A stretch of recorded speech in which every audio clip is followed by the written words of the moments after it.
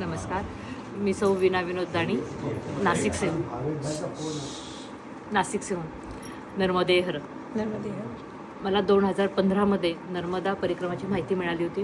तेव्हापासून खूपच तीव्र इच्छा होती की नर्मदा परिक्रमा करायची. मी 2022 नंतर जेव्हा रिटायर झाली तेव्हापासून मी ठरवते की मला नर्मदा परिक्रमा करायची आहे. परंतु त्यामध्ये खूप अडचणी असतात. आश्रमात राहावं लागतं, जेवण व्यवस्थित नसतं.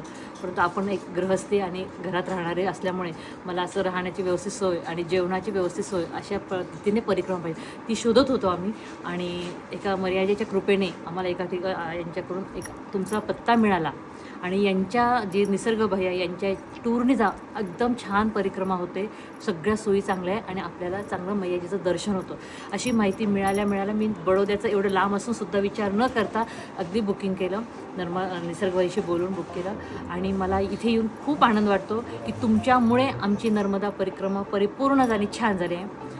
तुमचा मॅनेजमेंट खूप चांगलं आहे, जेवण एकदम उत्तम आणि सात्विक आहे, राहण्याची सोय एकदम चांगली आहे, सगळ्या तीर्थ घाटांचं दर्शन खूप चांगलं केलेलं आहे आणि तुमच्यामुळे आमची परिक्रमा छान झाल्यामुळे आमचे खूप तुम्हाला आशीर्वाद आहे आणि मैयाजीचे तुम्हाला खूप आशीर्वाद आहे.